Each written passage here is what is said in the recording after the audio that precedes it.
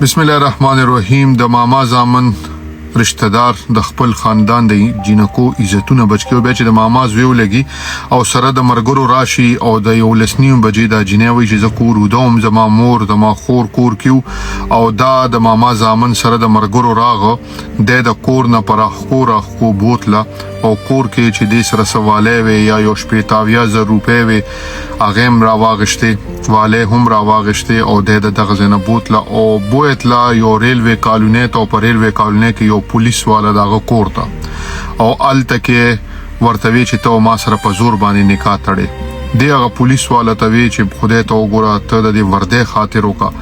دا سکار ما سره دی کی ته زما عزت بچکا هغه ورته وی چې نه دا زما مرګري دي زده کې سم نشم کولې کله چې مولا راغله دی جنې ورته ویلي دي چې زه نکاح نو کوم زنیم تیار مولا چې دا اوریدلې دي مولا ورته ویلي چې په زور زبردسته زه د چا نکاح نشم کولې دا غي نه پس دی دا جنې والد او ډیره زیاته التر ډبولې دا غي نه پس بیا دی الک ورته ویلي چې تعالی خو ما عزت در کولو ته زما د ماما لور وي خو چې ته ما سره نکاح نه کې نو ته به د چا هم نه جوړېږي او بیا مرګرو ته وی چې راځي دا بوزو د یو فلان کی مرګري زیات او التکه د دې عزت تار کو او په شریکه باندې وسره دا کال کو دا جنې چې کله روانه کړي دا لار کې او ته مرګري ویلي دي چې ناکله کېدلې دا خیال کوي دی پلته په هوټل کې ودرېدلې دي انتظار یې کړي دي خدا جنې ډېر زیاتې والے وو د دې کپڑے مکمل شریدلې وي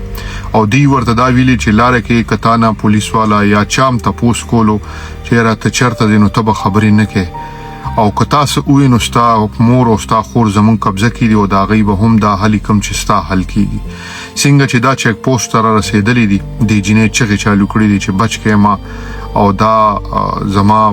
تختی دا زما د عزت دشمنان دي ما بچ کې بیا دا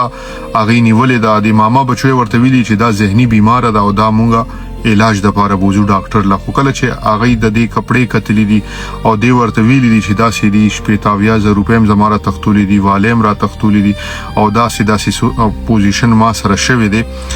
دا غینه پس بیا دا کسان چې کوم دینو دیم نیولې دي دا زنانه چې دا نو دیم بچ کړي دا د جون دیم بچ کړي دي اوس تا جنې انصاف غواړي چې ما سره خودم را هر څه وشو پولیس اف سی یو ناکا باندې دی اونیول